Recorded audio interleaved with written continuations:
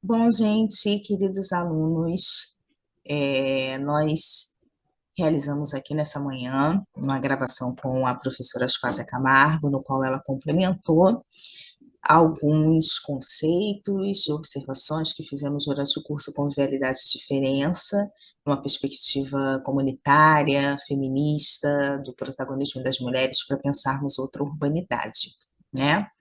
E vocês repararam que muito do que a gente conversou também foi perpassado ao longo das duas aulas ministradas na Casa Dirce. A gente falou muito sobre a questão do estado de bem-estar social, como o Estado e outras organizações de interesse público e civil no Brasil, considerando a nossa realidade de país latino-americano, podem atuar para a promoção e o desenvolvimento da urbanidade. Falamos de políticas universais, o quanto a atenção à educação, à moradia, ao bem-estar físico, mental, espiritual, como é que tudo isso se conecta no trabalho produtivo e no não produtivo, que também faz parte da produção da cidade, também faz parte da construção de pessoas mais resilientes, projetos, trabalho, cidades resilientes, um meio ambiente resiliente, certo? Tudo isso que a gente está falando aqui tem uma confluência com os Objetivos de Desenvolvimento Sustentável, promovidos pela ONU, né? Esses princípios universais de como construir boas cidades.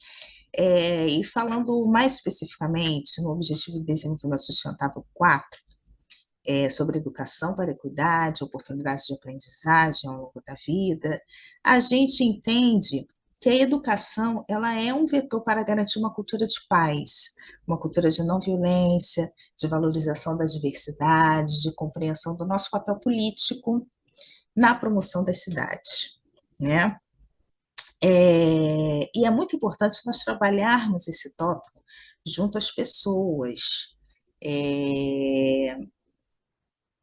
A gente sabe que o nosso estado, como a professora Spazia bem pontuou aqui, é um estado cada vez menos recursos devido a desvio de verbas, e a educação ela precisa ser multilateral, né? Infelizmente, o Estado brasileiro ele não consegue dar conta de todas as políticas de educação. A gente precisa de mais, a gente precisa de outros agentes envolvidos. E é nesse ponto, nesse sentido, que as instituições religiosas, em geral, elas são muito importantes, elas são fundamentais para reconectar as pessoas, fazer essa ligação de novo, esse amálgama entre seres humanos que a urbanização desenfreada dividiu, que a urbanização fraturou, né? A professora citou muito aqui o fato de você ter crianças entorpecidas, anestesiadas, não só pelo celular, não só pela questão da cultura digital, mas pela ausência de entes de cuidado, sejam de responsáveis, seja de escola, seja de comunidades, de solidariedade humana. Então, é nesse sentido que eu chamo a atenção para a questão do protagonismo comunitário, que tudo começa na comunidade, a nossa vida social, as nossas percepções, a maneira como a gente enxerga a cidade, o cuidado com o meio ambiente, é nessa vida comunitária. Então, a base está ali, a base da infraestrutura está aqui. Então, é muito importante a gente dar às pessoas e também o Estado promover essa via de oportunidades e de ferramentas, seja as igrejas, seja os templos afro-religiosos, os templos judaicos, os templos islâmicos, enfim, todas essas religiões que estão operando aí no urbano, no caso brasileiro, para que elas possam cada vez mais criar lugares de encontro, lugares que possibilitam às pessoas amenizar, mitigar os seus sofrimentos que se dão de múltiplas formas. São sofrimentos espirituais, mas também sofrimentos físicos, né? uma ausência de moradia, uma ausência de cesta básica, de alimentação, de grana para você se locomover e arrumar empregos. Então, a gente está falando aqui de coisas muito materiais, muito concretas, que geram sofrimento na vida das pessoas e que o Estado muitas vezes está distante, né, dessa, dessa demanda prática da vida. E aí a importância de as religiões promover uma urbanidade que seja aberta, que seja plural, que consiga congregar, agregar e amalgamar as pessoas nas suas necessidades, nas suas carências, nas suas demandas. Uma outra coisa que é importante, que a gente apontou na nossa conversa, foi o quê? A necessidade de a igreja, das instituições religiosas estarem próximas das pessoas. Quando eu digo próxima das pessoas, estar em locais de alcance do ser humano mais vulnerável e que esse alcance ele tenha um diálogo efetivo. Quando a gente está falando de seres humanos vulneráveis, a gente não está falando só das pessoas que estão nas favelas ou nas periferias, mas também tem seres humanos vulneráveis nas ruas, tem pessoas vulneráveis encarceradas, tem pessoas vulneráveis nas casas de abrigo, e aí tem toda uma gama, né, uma pluralidade de entes humanos que precisam ser alcançados pelas políticas universais, certo?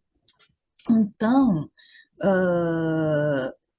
essas políticas sociais precisam estar acessíveis às pessoas, mas não pode haver essa distância nem física e nem psicológica.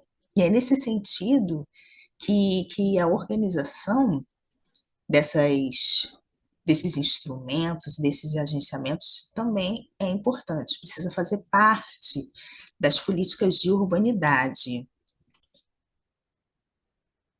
Vocês lembram que nós falamos nas aulas, na Casa Dirce, da Lei 13.019, de 31 de julho de 2014. Essa lei trata-se do marco das organizações da sociedade civil. É uma legislação que trata do estabelecimento do regime jurídico das parcerias entre a administração pública e as organizações da sociedade civil, entendendo que o Estado, no caso brasileiro, um país continental, não consegue gerir sozinho todas as políticas sociais. É importante, extremamente necessário, que essas outras entidades de interesse civil, que conhecem a realidade dos problemas sociais, tenham os seus instrumentais garantidos para que possam agir de forma cada vez mais eficaz, com alcance maior, mais espraiado, né, mais escalar, digamos assim, a fim de alcançar cada vez mais pessoas. Então, é nesse sentido que a gente está tratando aqui da organização das políticas sociais, das políticas públicas. Os evangélicos, devido ao seu desenvolvimento de técnicas autossustentáveis, sobretudo nos megatemplos, conseguiram aí construir uma estrutura de organização notável nas cidades. Mas no curso eu também falei, pontuei que outras religiões, elas fazem muito do que os evangélicos já realizam também, na perspectiva do cuidado ao ser humano, na perspectiva da atenção básica às necessidades humanas. E essas entidades, elas também precisam ter esse suporte, certo? Esse suporte das parcerias entre a administração pública e a sociedade civil. E uma das coisas que mais impedem essas entidades de outras religiões de acessar os benefícios, digamos assim, as contrapartidas do marco regulatório das organizações da sociedade civil é exatamente a questão técnica, é compreender a legislação, as suas prerrogativas de atendimento e conseguir atender aquilo da melhor forma. E de que maneira, quem é que pode ajudar as organizações sociais das religiões afro, das religiões espíritas, islâmicas, judaicas e tantas outras matrizes religiosas no Brasil? Eu creio que as universidades têm um conhecimento técnico muito capaz com diferentes tecnologias que possam apoiar essas religiões no atendimento da legislação, para que elas consigam recursos, para que elas consigam cooperação em termos de cessão de terrenos, outorga onerosa, no qual elas possam construir em algum terreno que já foi público, para outras atividades de interesse civil, de interesse público, enfim, existem vários mecanismos regulatórios na legislação que possibilitariam esse alcance mais escalar das atividades das outras religiões. Mas o que eu quero pontuar aqui para vocês é que as experiências de mudança provocadas pela religião no urbano têm inúmeros trabalhos, não só de teses de doutorado, dissertações de mestrado, mas também trabalhos técnicos científicos do próprio governo, do IPEA, da FGV, de tantos outros organismos de produção de dados que já evidenciam a saliência da atenção primária que as organizações religiosas têm no urbano, né? Mas a gente precisa aí trazer um diálogo mais próximo, mais profícuo da administração pública com essas organizações sociais, com essas entidades, para tentar aí promover mais pontos de colaboração entre eles. Uma outra coisa também pontuada nas nossas aulas e aqui na nossa conversa com a professora Spaz é essa necessidade de promovermos uma prática espiralar, ou seja, de mudança do ciclo das coisas. Ensinar as pessoas a ressignificar suas relações, mas também a materialidade das suas produções, daquilo que elas almejam conquistar. E a gente falou muito aqui sobre a importância da reciclagem, né? O ser humano o urbano, o cidadão urbano, ele precisa aprender a reciclar e ensinar essa reciclagem às outras pessoas, porque tem muitas coisas que as populações afluentes, que vivem, né, na margem das baías, dos rios, rejeitam. Isso é verdade, gente. Se vocês forem lá no meu canal, no Doutora Rita de Cássia Gonçalo, no YouTube, vocês vão ver que eu gravei um vídeo com os pescadores aqui da Z13, de Copacabana, colônia Z13, com algumas entidades civis que fazem um trabalho belíssimo de recolhimento de lixo nas praias, de guimbas de cigarro e materiais plásticos, metais nas areias, o quanto isso é prejudicial, não só para o ser humano, mas também para os animais que frequentam as praias, para os organismos marinhos, afetando aí essa biodiversidade natural dos ecossistemas costeiros. Então, assim, essa rejeição às matérias físicas, orgânicas e tudo mais, ela não pode mais acontecer da forma como tem acontecido. A gente precisa realmente aprender a reciclar, a ressignificar. E mais que isso, criar canais de comunicação e conexão entre as pessoas para que elas possam realizar doações, né? Aquilo que não serve para mim pode servir para uma outra pessoa. Mas como eu vou saber qual é a necessidade da outra pessoa e quem é essa outra pessoa se eu não sei do que ela precisa, eu não sei de onde ela está. Então, fica aí a dica também para empresas de comunicação, para pessoas que têm altas criatividades em tecnologia, né? Criar aplicativos, instrumentos de conexão para que a gente possa aí conhecer essas outras necessidades em outras comunidades, de outros cidadãos, entender o que, que um outro está precisando, para não só beneficiar o outro, esse bem-estar, mas também, gente, evitar o desperdício, evitar esse descarte exagerado que tem cada vez mais saturado a capacidade das nossas cidades, né? Então, precisamos aí praticar uma reconversão à natureza, reaprender que somos natureza, que temos que tratar bem a natureza, porque isso é uma forma da gente harmonizar as cidades, harmonizar as nossas relações. e reconverter mesmo esse nosso modo de agir com a natureza que a gente já degradou tanto, que a gente já depredou tanto, porque a cidade ela nasce a partir da expropriação da natureza, né? E temos aí sido